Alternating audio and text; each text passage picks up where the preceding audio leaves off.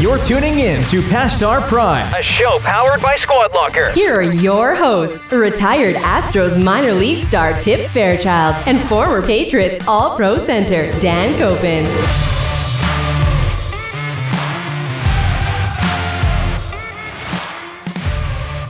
Is your phone off? My phone's off. Bluetooth is connected, but my phone is off, so we shouldn't hear any more dings. All right, we'll get to that. Here we go. Episode 24, Past Our Prime, powered by SquadLocker. Hey, Tep. We just talked about getting a little higher table in here, maybe. So we're more at like a bar. Low, and then maybe higher and wider, but then Max would be pushed and squished into the corner because I feel like this is in the way, and then we'll figure it out. We're set up well. It sounds good. As long as the sound is good. There's always room for change. We'll figure it out as we go. I'm getting text messages from Josh Mickey, who's next week's guest. He's firing stories at me right now. So and if you hear a phone, it's because of your phone is connected to Bluetooth, and we'll get into that in a second.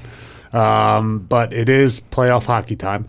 It is. Which I don't care who you root for. It doesn't really matter. You can watch any game. We're going to have Tiffany Omicioli come up, who is a former women's hockey player for Uconn in the Hall of Fame. Yeah, Division I hockey background. From Canada, so she has to play hockey, I think. I think it's a mandatory rule. Yeah. So she's been in the apparel game for a long time, with us, with some other companies before. SquadLocker, Turfer. Tiffany actually kind of hired me back in the day. So you owe her one. I definitely do. So she's also married to a great hockey player as well, Drew, who we had on in our opening practice episodes. We got to bring him back for sure. Yeah. No, yeah, we should bring. We'll bring him back on. But I mean, she lived for a while. She lived in Italy. So they went over there. He coached over there. He was Tiff working for SquadLocker, but living in Italy. That's right, Max? Oh yeah, yeah. Still working. Absolutely. Still working here, like pre-COVID. She was working. From home. She's Cortina. We'll talk to her about Cortina because I know that's a beautiful place. So one of the most beautiful places in the world, from what I've heard. Yeah, haven't been there. Say, have you been there? Have not been there. Did you watch any of the games? I watched last night. Last night I watched 2 periods. I watched the second 2 periods. Last night, so you're going to date us. Bruins, Capitals. Game 2. Game 2. All right. Game 2 I watched. Do you like hockey? I really like playoff hockey. I like hockey when it feels intense out there. I'm not like a mid-season hockey person. Just like I'm not a mid-season baseball person, though, too. I don't love to, really tune into tons of baseball games, when it's the dog days, end of July. There's a lot of games. There's no practice. You guys just play games, right? Just games. Well, you practice before, practice is like batting practice. That's what that is. I'm kind of thinking, I just don't think, playoff hockey, the intensity and the level of play and the speed and the hits is incredible. But it's another gear. It is another gear. Yeah. I get that. But those guys play. I'm just saying, that sport, you have to play hard all the time. And I get it. You skate hard. You go from football preseason, right? That's one speed. You go to the regular season, it kicks up a notch. But it's still balls out every play, right? Yeah. Yep. And then you definitely feel that extra little one and done type attitude when you go into a playoff, into a football game. Hey, if we don't play well today, it's one day. You have one time, or else you're going home and you're done. You lose, nothing else. So you feel that as a player. My question is, does baseball feel it? Because it doesn't. I don't want to put you down. Matchups. I just think it doesn't translate through the TV, physically. maybe, or maybe it translates. Maybe there's an extra thing in the stadiums. Well, you'll see with the guys, fans hey, yeah, they're going to get into a little bit more. Yes, I just don't see the transition from baseball as much as I do, let's say, football and hockey. I think it's because it's not an out hustle you sport, right? What's the pitcher going to do? Try extra hard to throw harder? No, it's then he's worse generally, right? So it's a big game, big players step up in baseball. You want the ball in your ace's hand in baseball, and that's a great game. You know what I mean? And then you got to have other people step up. But nothing compares, though. So football is funny though because it's the only one that's not a series, right? It's one game. Yeah. So that's why there's tons of energy into that, and it's football, so there's like a lot of energy there anyway.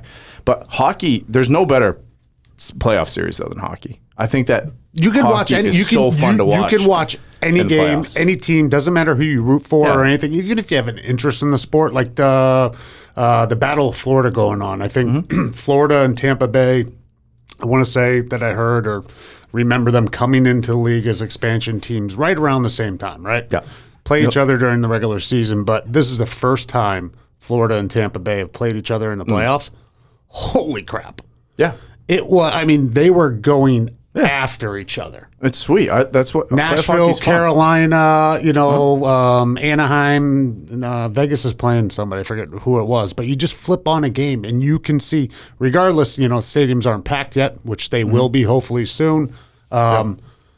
I can't even I'm excited to get the full attendance in there. I know for this year's playoff hockey. Football's doing it, right? It's going to be absolutely insane. Is hockey saying that they're going full attendance? I got to imagine just with what the news that came out, in the last few days with the restrictions being eased, cities now opening up. The Red Sox May 29th will be in full attendance at Fedway. SquadLocker is maskless as of yesterday. Yeah. They said the mask mandate is lifted, and the Rhode Island had a whole bunch of things lift on Tuesday, which is today. So, but there went to a bar restaurant on Saturday night after member guest, and it was crowded, very crowded. So pretty busy. People are excited. They're gonna want to get out and get back to normal. Hey, if you're vaccinated, why not? I felt bad for the bartenders because now you had a full bar. You had a lot of people there. There's music, but the bartenders still have the plexiglass and the glass up, so they're trying to deliver beers under and over the thing, and it's just wild. Oh, they got bar service now too. Oh yeah. Oh, it was because it used to be waiter, right? You had to get a waitress or a waiter. Five deep behind the bar. Normal reach over and try to buy beers, and people are going underneath the glass and around the glass. So it's time to take the plexiglass down. I think so. Yeah, it's getting there. Definitely getting there. Member yeah, guest. so I played the member. Oh, did I say member guest? Yeah, so member guest. I played member at Quinessa this weekend. Stevie Raynon and I are partners. Saturday, Sunday, played all right. Finished second in the flight. We didn't go out there and crush anybody, and you need to get those points for the week. There's 5 matches. Missed by 1, getting in the fun playoff. So. 1 putt rolls in. It's a different weekend. Got to grind a little bit more. Just a little bit more. The great thing about those tournaments, and I've played in a few of them over the years, just the number of people. Shotgun start, obviously, but the rounds are so slow. Oh my God, it was tough. It was long. And the thing about a member is usually they're a little bit faster because everybody knows the course. Where the member guests are a little bit slower because you're helping your partner read pots and do different things where all the members play there 100 times a year. So it was slow though. We had 68 teams out there. Normally there's 60, so it was a little bit slower than normal, but we can get it. I mean, by the way, if I'm going to be there, I might as well be there. Yeah. It was a fun time. No, never had some beers and don't have a bad. I played down in Caves Valley last weekend for 2 rounds, and the member, it wasn't a member, it wasn't a tournament. It was just 8 guys getting together and playing. It was awesome. I mean, it was, the picture you sent me. It's a beautiful I'll send place. it to you, Max. The picture the course is outstanding. The members there are great. The staff is great. The groups that we had were awesome. It's a grind, and I was it's a lot. And if you're not in the fairway at that course, you're just absolutely screwed. One, the rough is very thick, so you got to you really got to get your club through it to get it out of it. But if you're not in the fairway, you're on a side hill. Yep. So you're either your feet are above you, or you're below, or the ball's above you, or below you. Some awkward shots, especially through that rough, thick rough. Yeah. But I'm on Saturday morning. We played Friday afternoon, then we played Saturday. I was just exhausted. Exhausted. My back hurt. My back hurt. My legs weren't there. I'm trying to do everything with arms, and it gave me a little bit more of an appreciation, especially with the PGA Championship coming up this week. What those guys go through and how every shot means something. Yeah, it is. I mean, it doesn't look exhausting. They're not carrying their bag. They're just walking around, hitting a ball and all that stuff. But there's so much focus that goes into every shot that at the end of 4 rounds, Their hands must hurt. Yeah. Their brain hurts. Everything matters, and that the one stroke can make a difference, or mean first and second, which is a lot of money. Right? It's a lot. So you're right. We'll send the picture of your cabin though that overlooked one. What hole is that? Beautiful hole. One. Right down one. Right so down your one. cabin's right on one. You had a fire pit out there. I'm guessing you lit that up that night. We did, but the problem is the fire pit didn't get any heat off. Yes, it looked really nice, but it still got cold. Difference in temperature right now, though. The last couple of days has been 80 degrees. Beautiful out here. We got so summer we're starting to come. You got shorts and a tee on today. Might as well. I wanted the pink. It's summertime now. We're starting to get there. I actually laid outside a little bit on a couple calls, getting a little sun on the head. Memorial Day is upon us. Yeah, Memorial Day is upon us. That's what I sent you. So in the meantime, though, UPS came, dropped off a package. I was all excited. I was like, "What did I buy?" If this works, this might be what a day. Episode 24 might be the best episode if this works. Exactly. So I get a package dropped off. I'm all fired up. I'm like, I wonder what it is. And I forgot. I wonder what I ordered in the middle of the night. Yeah, I go outside. I look in the. It was actually in the mailbox. So I was like, oh, it wasn't something that big. I open up the mail. I see TD Bank. I don't do my banking with TD Bank. Nope, no problems to TD Bank. No. TD Bank's a great bank. But I do my, Bank of America. So everything through it. I got Amex too. But you go, TD Bank, like, what's this? Open it up. It's checks that are my name on them, my address, 500 checks, 5 books of checks. Hey, thanks for opening your account. Here's the checks that you got. Red alert, alarms going off in my brain. I'm going, okay, something's happening here. This is an identity theft situation, which sounds like an episode, right, Max? Yep. Oh, you got some sound going on right now? Oh, I thought I heard like a background, like kind of cool sound that you were about to play. So I was all excited, like story time, like a crime series. So here's the deal, though, Dan, and I'm guessing that they're not this, dumb of a criminal. I hope they are. They put the phone number on the check, though, or there is a phone number on the check. There is a phone number. I don't think that you need to have a phone number on the check. So, they actually had to punch it in. So what I'm wondering is, did they need a phone number to call them back to then access a credit card or something, try to open a credit card? First of all, I've already got all the things in place. All the blocks are in place for scams, now. I mean, the information's out there, but it's more of a pain in the ass right now for you. It's just it happens or whatever. Now, this evening, I've got to make, 5 phone calls to different things? Oh, and then it's switching credit cards online, which one's Amazon. Bill pays. It's it's a pain in the ass. Nightmare coming up for me for the next 12 hours, sitting in front of the computer. This is where we need an ad for LifeLock right now, Max. Imagine an ad read for LifeLock right now. Well, we can do one. Hey, Tip. Do you want to hit an ad read before I finish the story? Yeah, let's just do it. Okay, we'll take a break. Hit me with it. This one's for the hockey crowd, right? Okay, it is for the hockey crowd. Or anyone who really likes sharp-looking gear. Absolutely. SquadLocker just dropped their latest apparel line, CCM. They're fully customizable. You've struggled with that word twice now. Customizable. Yeah. We got to change that word probably. Well, we got to have the ad people change the word. No, it's fine. We can get through it. This fully customized. Yeah. Spell it. CUSTOMIZABLE.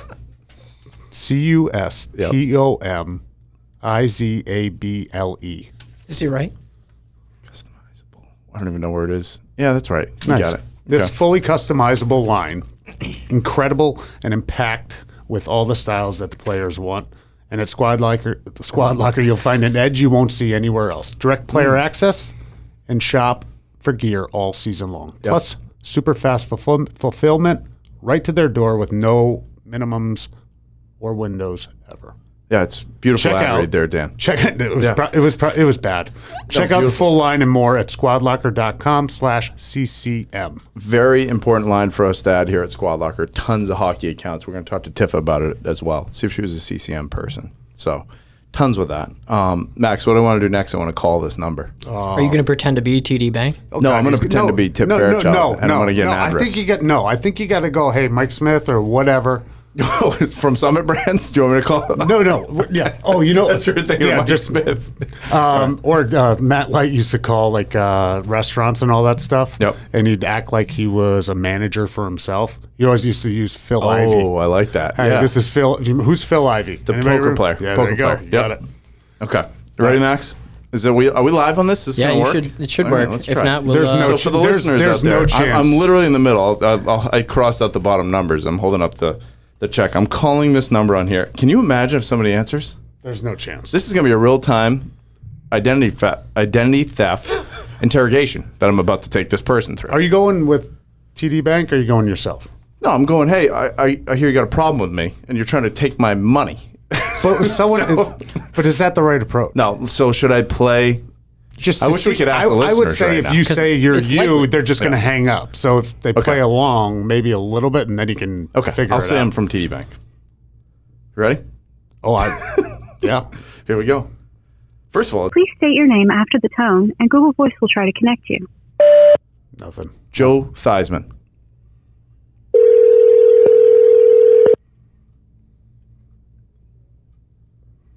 Random name, by the way. I don't know where that came from. No chance. Oh, man, I wanted an answer. I might leave a voicemail. This phone goes to nowhere. The Google subscriber you have called is not available. Yeah, no chance. Please leave a message after the tone. Hi, Joe Theismann here. Calling about a recent bank account setup. Just have a couple questions about it, seeing where the information's from, and seeing if we can assist you here with some funds. Again, Joe Theismann, looking forward to hearing back from you. Thank you. And you don't leave a callback number. So nothing's good. No, but I called from my number. Oh God, they're not going to figure that out, even if they get that. There's no chance. Joe Theismann. Joe I don't know where Theismann. that came from. Yeah, that was just random. That came out of nowhere. But, man, can you imagine if they call back right now? I'm going to leave it on. Okay, Max? Cool. No, they just gave you another hour. So what am I supposed to do here, though, Dan, about this? I mean, I'm nervous. Did you call TD Bank yet? So I called TD Bank. did they I say? did that. They said to call, they said to go on. First of all, it's tax day yesterday too. So like a lot of stuff is happening in the accounts right now. That's why I'm really I'm sweating. Can you see the sweat? Yeah, I it's got a little right sweat above your going lip 'cause- again. Yeah, because I already know there's some auto withdrawals coming out of the bank account for tax day. Now I see this thing going on. It's like, okay, so now I got to pay attention. So there's a lot in there to take Yes. it out. There is. Oh boy, So well, like I had to have money in there to be able to take out, the tax dollars. So now, like, it's usually not like how it works. Well, but it's not like I could like go tuck these funds away right now. No, because Hold on, we got to ring back. this is it. Do you know who this is? Hello. Hello? Yes, Well, who is this? Joe. Okay, I just missed a call from this number. Yes, I just left a voicemail. I had some information about a bank account that was set up. What kind of bank account? It looks like a bank account, a checking account that was set up. But this wasn't the number that I called, though. It was a 914 number that I called. Well, I just had a missed call from this number. That's why I'm calling back. All right. Well, let's see. You know what? Let me try you back in just a little bit. We'll see if I can get some All more right. information out of you. Okay. Yeah. What state are you in? Oh, okay. Yeah, I don't. Okay. Yeah, I don't think that was it. Do you think that was it? I don't think Well, so. it had to have been. That was me calling. She seemed pissed that she had to call you back. See, this is the game that the hackers play. I started getting a little sweaty. I don't even know if you can air that. Do you think that's on the broadcast that we just did, Max? Well, we yeah. can air yeah. that. What do you mean? It's Rhode Why can't we Island. I don't know. You have no idea who it is? No clue. I didn't say that number. We don't know who it is. She- Permission? Anything like that? It's Rhode Island. So Was it a hey, Rhode Island number No. that called back? No, North Carolina. Yeah, I don't think that was your. I It don't wasn't think that that was person? It. I don't think that was your guy. or Well, girl. so maybe we, let's do a little bit more investigative work, and we'll come back to this in the next episode. But what's the name of this episode? It has to be like, Columbo or something.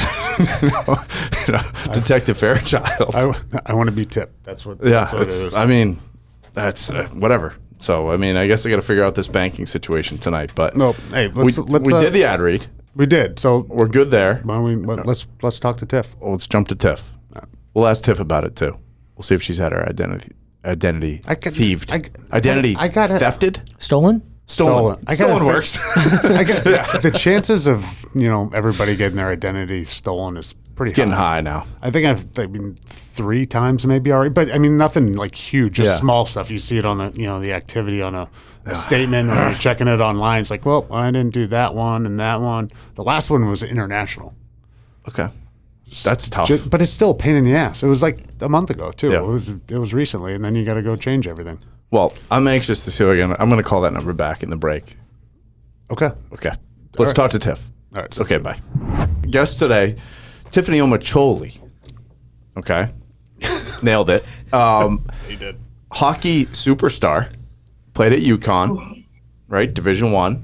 Has been in the apparel industry for a long time. So Tiff and I go way back to the Turfer days and beyond. You're like employee 3, basically.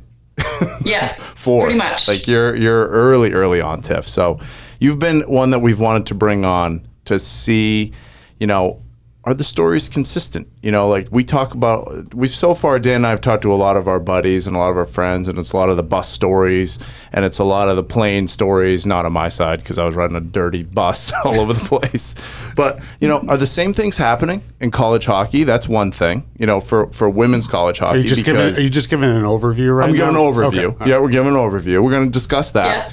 Yeah. The first thing that came up today is my identity got stolen this morning, Tiff. Full-fledged. Oh, no. So I have checks that somebody created for TD Bank, and we just called the person who put their phone number on here and set it up live, and they did answer. They called back, actually. It wasn't them. But it was not them. So, first question, have you ever dealt with identity theft? Hopefully not. I have to say no. Okay, good. God, you're lucky. No, never dealt with that. The worst thing I had as far as having anything like that stolen was actually when we were living in Milan. When I was pregnant with Eliana, I got pickpocketed by An actual pickpocket. Slippery, by the professionals. Sticky Fingers McGee. Like had my little backpack on. Here we are getting on, the trains in Milan, and I got kind of like pushed from the back. Mm-hmm. And when we got to the next stop, my backpack had nothing in it. Like they did one of these moves and wow. Passport or just wallet and all both of everything. our passports. Oh no. Yep. So your identity's out there somewhere then, Tiff. It's out there somewhere. Yeah, we think they did it right and canceled everything, but who knows? We don't even speak the language. Yeah, maybe you can fill Tip in later on what he needs to do, canceling everything. I wrote a whole list down talking to whoever TD Bank people. Did you say dank? Dank people. So I got a big list of things to do tonight. And normally Tiff and I are on Slack late night trying to figure out what's going on, trying to move product and everything. But today's more fun, Tiff. So you're from Canada. You're a Canadian. U.S. citizen now? What's that? U.S. citizen now, though? I think when you get married. Yeah, I'm dual. I have both. That's how it works. And Drew was on an early episode of ours that never really saw the light of day, but it's out there, so we might have to bring him back on. He's dual citizenship as well, right? Yes, he has his Italian and American. So our daughter now has 3 options. 3? Yeah. Yeah, 4 doesn't make sense. Yeah. I mean, that's how you do it then. You want to have options. Exactly. I like that. That's Right? a good idea. So yeah. Was it forced on you that you had to play hockey as a young kid? Or is that like what everybody does in Canada? I mean, we haven't talked to any Canadians yet, really, but is that what happens? Yeah. So, our whole family is a huge hockey family, so it wasn't forced. It was just it's what you did. Yeah. My mom played till she was 35, even after she had us. My dad played. He was a referee after. My entire family. I still have a cousin playing in the AHL in Iowa. One of my cousins is married to Brian Rush from the Pittsburgh Penguins. So she lives in Pittsburgh. The rest of the family is still though in Canada for the most part. Other than my mom lives in Florida, but everybody else is my dad, my brother. They're all in Toronto. Most of them are all, northern Ontario. So we're talking 4 or 5 hours north of Toronto. Is the brother older or younger? My brother's younger. Younger. All right. Because if he was older, then the only time to spend time with your family would be probably on the ice, trying to skate. And when you're younger, you just get sort of carpooled around from hockey game to hockey game or hockey practice. Yeah, pretty much. I mean, that's pretty much like our parents. That was their whole social life, was at the rink and at tournaments and stuff. Like when I went off to college and then my brother went and played juniors, and then it was like, oh, so now what do we do? Like they had like a whole, depression of, well, now who do we make friends with? Yeah, so it exactly. was like, it was life from like, from when we were little. So, but I also played when I played, it wasn't like you didn't play hockey year round. I played softball in the summer. I played soccer, played basketball, played every sport really. But now, it's a little. Yeah, we usually ask that a lot of people, like, what else were you good at, right? Because there's a lot of people that, like Brandon Barnes, and he was on, like, he was going to UCLA to play football, and like Reed was going to play football. Like a lot of people were going to do something, because they were good at a couple things. Now it seems like, though, every time we're talking to people or talking about kids, it's like they only have one. Even though you try to say, like, play as much as you can, it's like they're playing like one sport pretty much. Yeah, I mean, trying to spread them out. I think I don't necessarily think it's the kids, Tiff, and you can agree with this or disagree, but it's kind of like the coaching is taking on a different thing where these coaches are just almost going like over the top, overboard, crazy, where, all right, you got the off season right now. It's time for a kid to maybe rest from that certain sport that maybe it's number one. I don't care what number it is in the order of what he likes or doesn't like or she likes or doesn't like, but then the coach is saying, let's do another tournament. Let's do another practice. Let's go to this camp or whatever. They don't give the kids enough time to sort of decompress from that sport.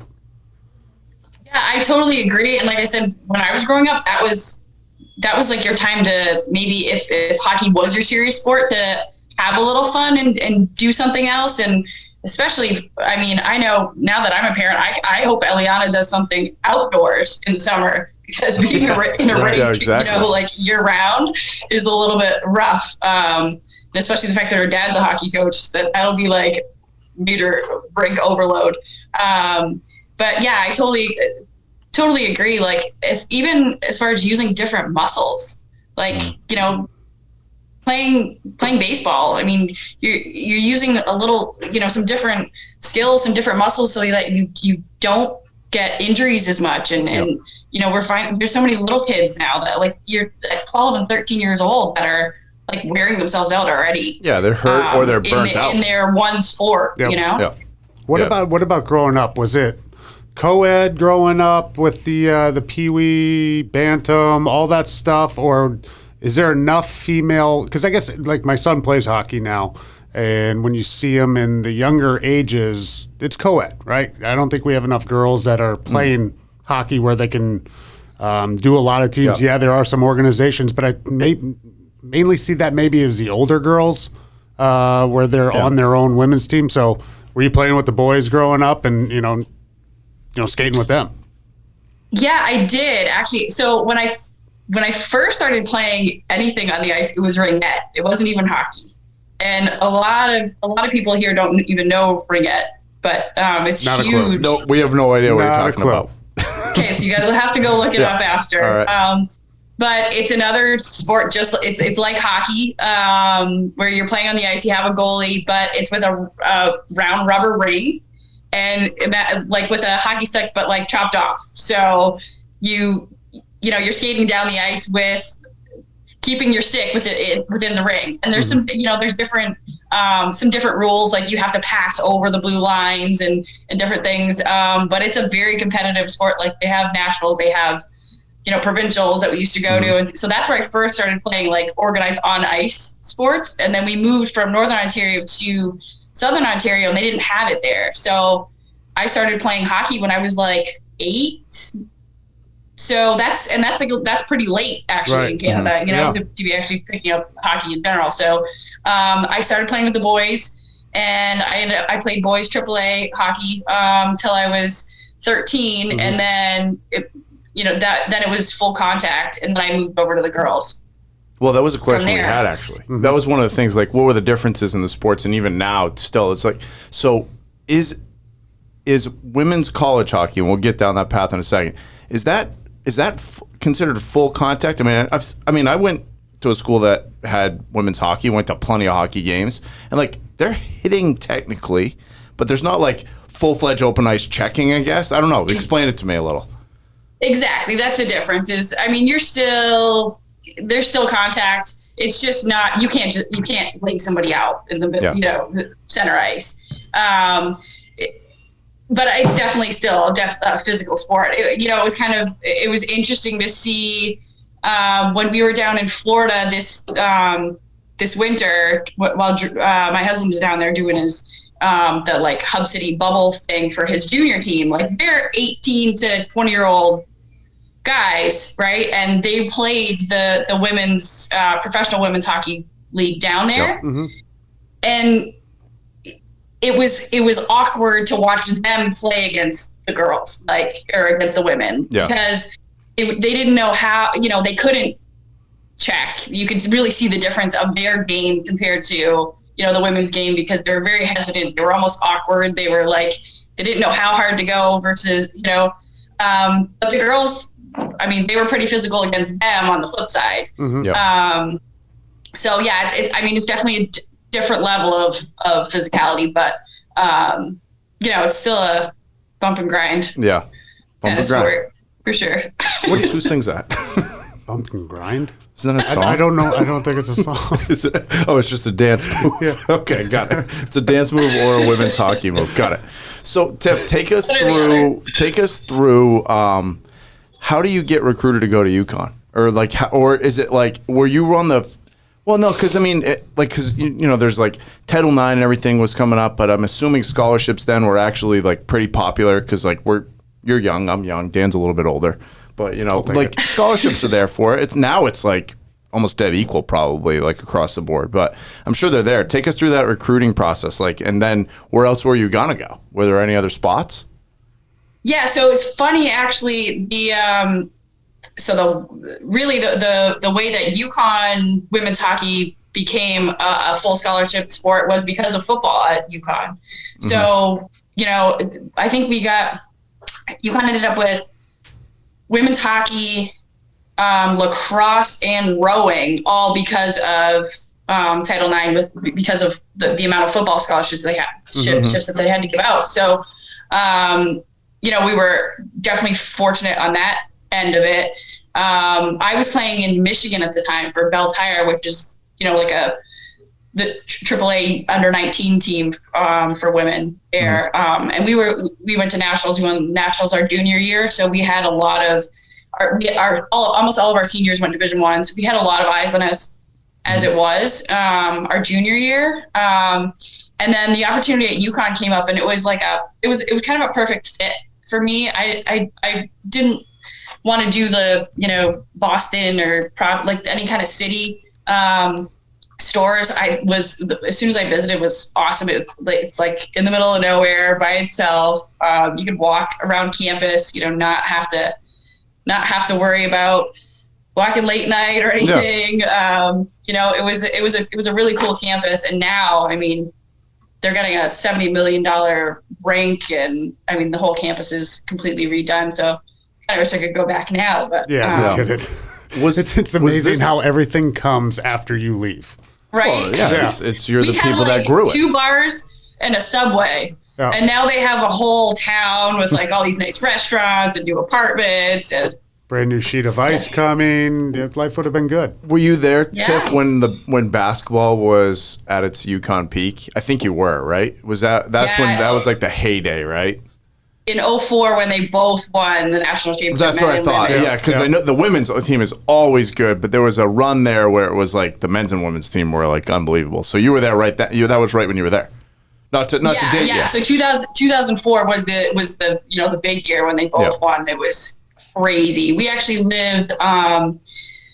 So a lot of the athletes lived in Hilltop apartments, which were on-campus apartments, but they were 4-bedroom, 4-man apartments. So most of the athletes would live there because it was near all of the athletic facilities. And we lived across the hall from Maria Conlon, Diana Taurasi, Ashley Battle, and Ashley Valley. So we were waiting for them to come home after they won their national championship. And the men, the way the schedule was, the men won first. So it was like this big, huge thing when the men won and then the women won, and we were going crazy, but it wasn't as big of a party on campus. I kind of wish it was flip flop for them, but they were a big deal. Like it was insane. It was awesome. I always thought like football players and hockey players were the same type of athlete, same type of individual. So we got along great at Boston College with those guys. Was it the women's basketball team that you guys were close with and hanging out with, and We kind of got along with everybody. I mean, we had friends on the field hockey teams, the lacrosse teams. I think it was more like we were the crazy bunch, and everybody was like, we don't know if we want to hang out. By the way, was that an athletic dorm? By the way, because I think that would be against the NCAA rules, where I don't think they were allowed to have full athletic like dorms. Well, I think they had to all these open it national up. championships. They had probably a lot of athletes there. Was there regular students in there? Were there civilians in there? Athletic dorms. There you go. But they were open to only juniors and seniors. But it just so happened that every athlete who wanted to get in there, junior and senior year. It was a coincidence. All right, I got you. Right. You didn't live above an Amados and get thrown out halfway through your sophomore year like me? No. Okay, all right. Yeah, you guys were taken care of there. I get it. So, with those two championships, I remember this type of stuff. It was Richard Hamilton, right? He was on the men's team, I believe, at that time. He might have been younger than that. I think it was a second wave. I think it was a second wave. It wasn't Kemba. Kemba was later. No, it might have been Kemba. I think it was Hamilton. No, it wasn't. Hamilton was older than I was. Yeah, he was older than us. Yeah. Damn it. Well, it wasn't Ray Allen. No. It was young. Now we're really getting up. Sorry, Tiff. Sorry. 2004. Max will look this up for us. 2004 men's basketball. Man, you know what?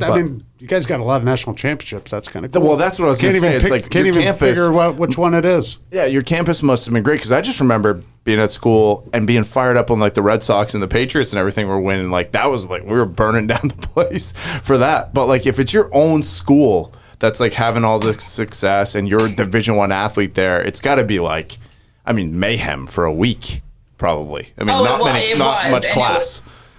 Yeah. Oh, yeah. It was, and we were finished our season too, so it was like, an added bonus for our off season. Got it.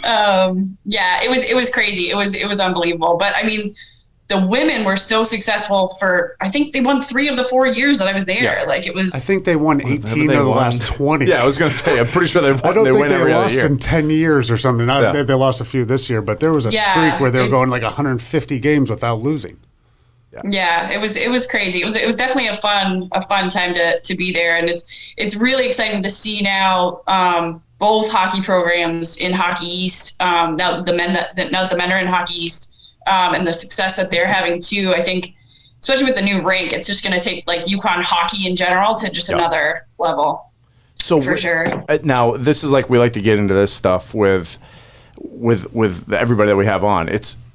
I'm assuming you have your phone and you have a text thread, that you're sitting there and like you have who's your big group? Because like that's what this whole podcast is about. It's being able to like shoot a text to somebody. We don't need names. You don't need to get names. But it's like, is it your high school friends that you have the biggest click with? Is it your college group? Like, because I'm assuming like that team is really close, right? And do you still see each other? Probably everybody's like running around all over the place. You have kids now. It's nuts, but you still can shoot them a text and be like, hey, you want to have a bottle of wine or 2? Yeah. So like, is that? Or 2? Yeah. Over the phone? Yeah, over the phone, exactly. Well, you could do it over Zoom in the last year. Yeah. Come on, don't act like you didn't do it. So that's the funny thing. So because we were the first big recruiting class for Uconn hockey, so we had like 16 freshmen at one time. It was like it was crazy. And then by the end of our senior year of that class, we had 9 of us left. Mm-hmm. Some transferred, some quit, some you name it. Mm-hmm. So we call ourselves the original 9. Oh, cool. And we've always been super, super close. Like we were all in each other's weddings. Like I had 8 of them in mine. I had more Division I hockey players than my husband did on my side. So, I mean, we're super close, but then when the pandemic hit, like you said, like we're all over the place and everybody's jobs and kids and just craziness. And then when the pandemic hit, we were all kind of like at home doing nothing. One night, it was like a Friday night, and I think it was like maybe 2 months into this whole thing, somebody was like, do you guys want to get on a Zoom happy hour? And we were like, yeah. So then we all got on. And since then, like the text thread that we've been on has just been like, it's literally daily. It brought us all so much closer together and reconnected. And not that we'd ever not been close, but there'd been, maybe 2 or 3 here, 2 or 3 there that had always, kind of like the girls that are in Boston are usually the closest to me. But now it's like everybody got back together, and it's one of my teammates just had a baby boy on Friday, and it was like, everybody's texting on Friday morning, like any updates, blah, blah, so it's just it was cool to reconnect. Unfortunately, the way we all got back that close was through the COVID pandemic, but it's been awesome to really stay that close with everybody again. And that's definitely the college girls are definitely my biggest, closest group. Just because, and I moved around a lot, like in high school, so didn't stay as close to those, those people. And they would definitely be they're my number ones for sure. I guess with the original 9 that included the 16 early on, how tough was it in the early stages of that program? I mean, you guys had to have taken some bumps early on. Oh, our very first game is a road trip to University of Wisconsin, who was number 2 in the country at that time. So we had to build up a schedule, right? Because we needed teams to come to us. So we were playing, non-conference games, in the Midwest, wherever we could, playing Minnesota, playing Wisconsin, playing Notre Dame, North Dakota. Mm-hmm. So, I mean, we go to Wisconsin and we're all like, we have no idea what to expect. We get in there. They have a beautiful, beautiful rink where like we get on the bus and the bus pulls like underneath, like in the rink and everything. And we're going like, whoa, this is huge. So we figure everyone's going to get fired up and be ready to go. We got spanked 10-1 our very first game. It was just like, it was a total eye opener. Like, okay, now this is what we're playing. Like, you were 17, 18-year-olds. Right? Like you were maybe a 19-year-old. Like there was like 17, 18, 19. There's a huge difference. I mean, she went out to Michigan too, so she's probably used to winning. Right. But when you put all like young kids together, where you take a number 2 team in the country, there's probably 7 seniors, 6 juniors. Like they've been playing together for a few years. It's totally different. Yeah, and I mean, I was 17 as a freshman, so I didn't even turn 18 till like my second semester. So yeah, you're right. Like there were 20-year-old women on the seniors on their team. I get this story because I literally like went through puberty when I was in college. Basically, I was late to the growth. Just started game. I just started shaving. Like it was. So I get it. Like when you're a freshman, you're not ready to. There's a huge difference between a freshman and a senior when you're looking at like an undeveloped and a developed person. It's boy and man, girl and woman. Like no question. Yeah, it was pretty crazy, but it took that game for us to go like shake our heads and go, whoa, okay, and then we tied them 2-2 the next day. So it was it was a really cool experience, and it was probably the right move on my coach's part to just throw us in the mix, and get us all prepared. But yeah, I mean, and we had freshman year was kind of crazy. Like we had some rough games like that, but by our senior year we were number 9 in the country. So we totally like you said, from having 9 of us or 16 of us at that time as freshmen, all of a sudden you have this huge class of seniors. You flipped it around, right? So we were that much more experienced. I think we had 4 freshmen on the team at that point, Right. So yeah, it was definitely a cool journey to to see the growth of the team and players and everything. How long did you skate after you got done playing college? Did you play? Did you go try to skate? Was that when they just kind of got hung up, or do you throw the skates on now at all? Like, can you get out there? And I can't stop, so I don't know how necessary. I can't hockey stop. I thought you said you can't stop playing baseball. God, no. I love stopping. Okay. I love can't stopping stop. that. Yeah. I got you. I can't stop on skates. No, But I mean, Tiff, do you throw the skates on still? I saw that video, Tiff. We need to get you out there for some lessons. I stop by hanging onto the side, like I grab like the side of the bench. I'm like, okay, stop right here. That's it. It's like you're skating in a romantic comedy. It is. I pick up my feet. Exactly. I do I pick up my feet and my arms like I'm running. I have no idea. So yeah, how long did you skate after? And like, are they still kind of hung up in the basement at the house? Yeah, right now they're at the rink because we have taken Ellie on the ice a couple times. So I did find them. I dusted them off for my daughter's sake. But the year after I graduated, I was actually an assistant coach for Uconn for the team.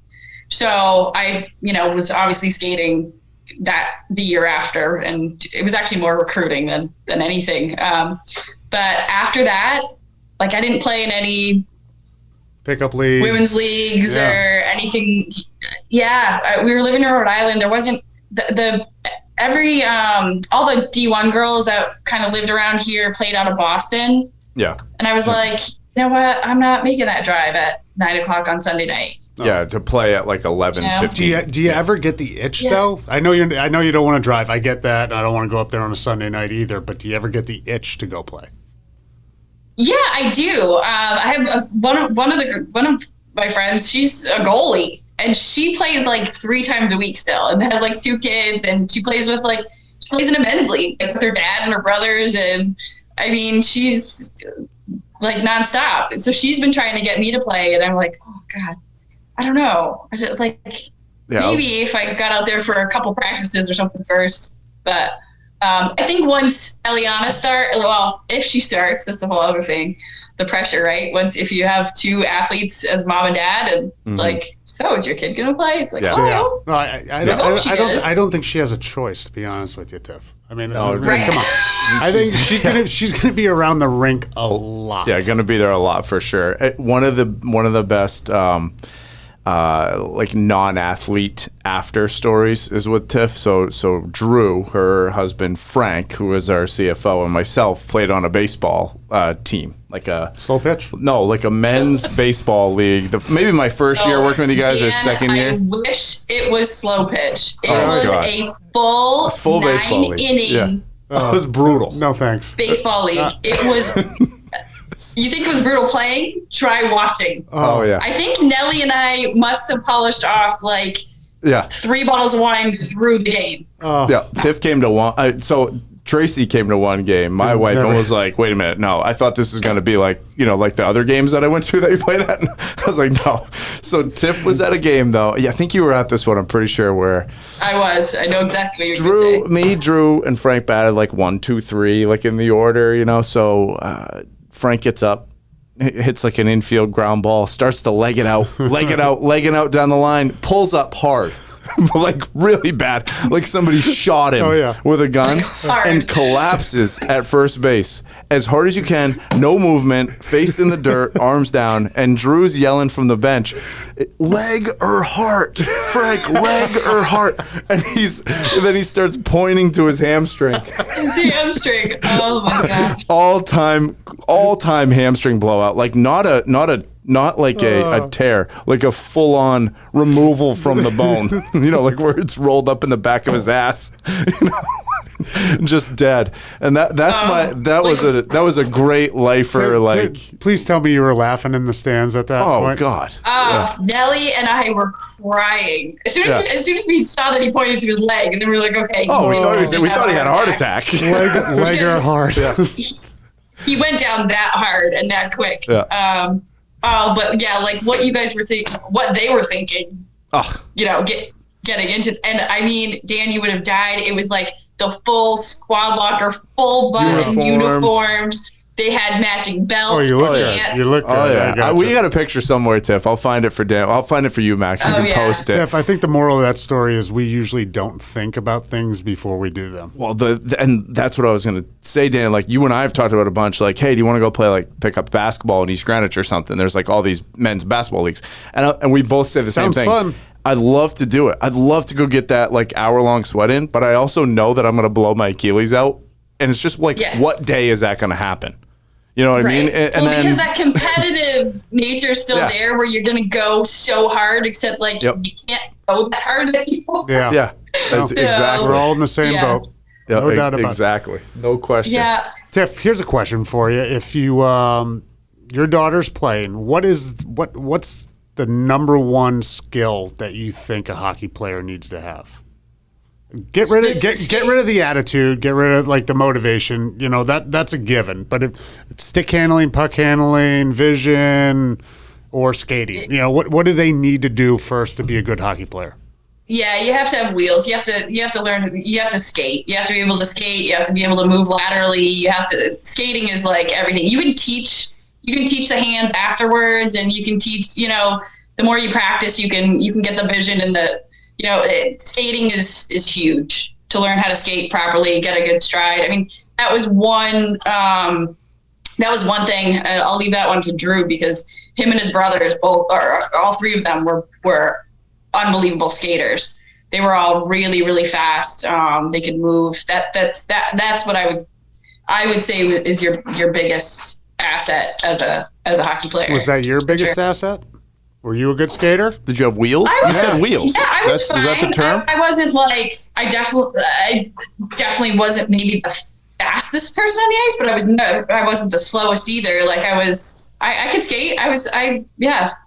We'll post my skating video, Max, in here so people can see my wheels. We should do a side by side. Find one of Tiff and put you by side. Yeah, we'll put us both on the line. Split screen, and we'll see what happens. It's soft. Do you have besides the 10-1 defeat?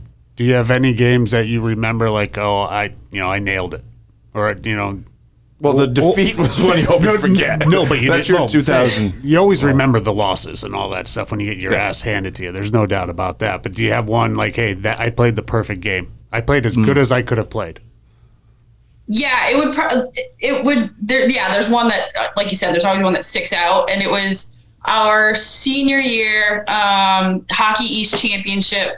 We were in the semifinals playing against UNH, and we were tied 4-4 going into when we were in double overtime. And one thing that I did was not my biggest asset of my game was my shot. And we were actually on a power play, and I just wheeled into above the circles and ripped a slap shot and scored to win the game. And like I never did that ever. And I was like, if I missed the net, my coach is going to absolutely murder me because like, when you're on the power play, you go in, you set it up, do something nice. Yeah. Just ripped a slap shot and happened to go in. So we ended up going to the championship game of the Hockey East finals. Unfortunately, we lost to Providence in the championship, but yeah, that would probably be that was kind of the. What about we all have that person that we hate going against? Yeah. Or I mean, maybe you don't hate them, but you always like, oh, we're in for a long day on this one. Who was that one girl for you? Name the name too. We'll post it on Instagram. Who was the one like, oh, I got to play her again? Or team? Okay, are we actually doing names? Oh yeah. So Providence College was always a rival of ours at Uconn. Even our coaches kind of always like off the ice they were fine, but they always kind of battled. So that would get us fired up too, and you saw your coach is kind of going at it. And there was a girl that played for them that was our same recruiting year, and she actually played for Shattuck St. Mary's prior to when I was playing for Bell Tire. So like all through high school we played against each other. Then we get to college. We also played against each other. She was from Michigan as well. She played for Providence College. So her name was Rush Zimmerman. She was a very, very good hockey player. Big, very big girl too. She was like 6'1" probably. Sounds like a hockey name. Yeah. Rush? Say Rush? Yeah, Rush Zimmerman. Yep. Max, we'll have to find her. Oh, jeez. Tiffany called What's her social security number? We'll identity theft. Yeah, right. No, we were. We always kind of battled on the ice. Nice, we got along off the ice. Yeah, good pretty battles, well after college. You both brought out the best in each other. That's what we like to find.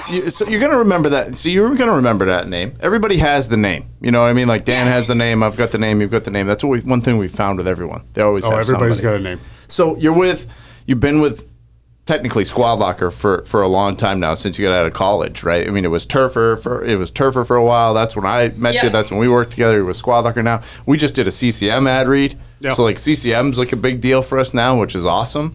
It's Bauer CCM pretty much, all the time. So that part's exciting. You got to stay in the game, which is fun. Is that something that you were looking to do? Like, stay somewhat in some type of athletic environment, whether it was working with a program, working with apparel that goes to programs, something like that? Was that like the next step? Yeah, absolutely. When I first got the job with Turfer, that was my main focus was, okay, go after all the hockey conferences. And our main focus there was college hockey at that time. We were doing, custom outerwear for college coaches and players. And for ice hockey teams with the name Turfer. It was hilarious. It was like the most amount of clients we had was all men's and women's ice hockey teams, and the name of the company was Turfer. So it was like, yeah. It was to the point where we'd be getting calls asking people to do their lawn. Yeah, all the time. Yeah, it's fun. Yeah. Like at trade shows, you know how they have sections of vendors? Yeah. We would get stuck with the turf people. So everybody that does facilities, like the scoreboard people and the turf fields and the nets and whatever, and then there'd be us. And then the apparel people would be down 4 aisles away. Yeah, maybe should have rethought that name. That really doesn't. Yeah, well, that was an existing name, but Tiff and I also. It was an inherited. Yeah, we went to a ABCA, so American Baseball Coaches Association conference. Me, Tiff, and Drew. Drew was working there too before he was, in the hockey scene coaching. And I remember their shit pipe broke in the conference. Happened to be the drain for it happened to be in front of our booth. To our booth. So we just went down there. We're like, what are we supposed to do? And they're like, well, we can't move you. We can't move this whole row. So I don't know. I guess this no one's gonna come down here because it smells like a big turd. So we just went out to eat 3 days in a row and then went home. So it was we had no other option. Yeah, that was it. That's all we did. Should have worn a mask. Yeah, that was a pretty bad one. Yeah. That was not good.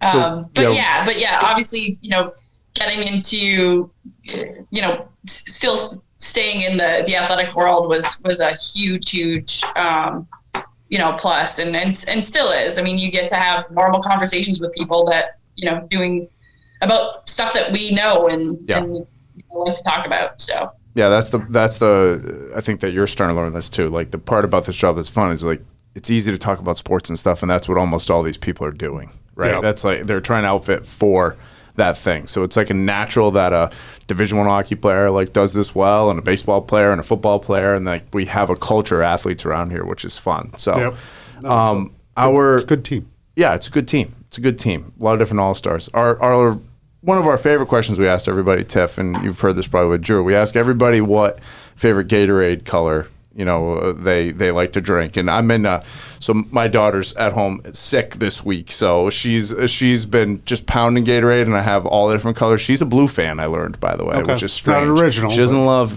love yellow. She'll drink orange. Doesn't like red. What's your? I mean, right now my whole fridge is all Pedialyte and Gatorade. So, I'm sure you've been in the same boat, Tiff. But mine is too, because Drew just got his second COVID shot. So. Oh yeah, boy! There you go. I was gonna say, or you guys went out last night, so one or the other. What's your Gatorade color? Because you're gonna be. It's blue. I'm a blue. Okay. I'm a blue fan too. Yep. Seems like it's a Uconn funny. one. Every time I even drink it at all, it reminds me of in college when you woke up the night after you did go out and you had your little mini fridge next to your bed. Ice cold. just ice cold, like have a big chug or something. It's always that blue Gatorade that comes to mind. And if it wasn't in the fridge, it was in the cardboard crate under your bed in the plastic, and you still just ripped it out and just chugged it anyway. It's like got it all over you. She's like, let me drink as much as we can. So it would be blue for me. All right, perfect. Well, we're glad to have you on, Tiff, and obviously I've loved working with you for however many years now. I won't even say that amount of years. It's double digits, but thanks for coming on. Thanks for chatting with us. And you're not past your prime. We talk to a lot of people about being past their prime, like maybe on the ice, but we're all in our prime now here, working at SquadLocker. So there you go. Thanks, we'll just keep telling ourselves that, Tiff. We'll keep telling ourselves that. We will. All right, Tiff. Well, thanks for having me on, guys. See you later. Fun. Thanks, Tiff. Bye. All right, bye. See ya. Past Our Prime is brought to you by SquadLocker. SquadLocker is your one-stop shop for custom team apparel, delivered right to your front door. Learn more by visiting squadlocker.com.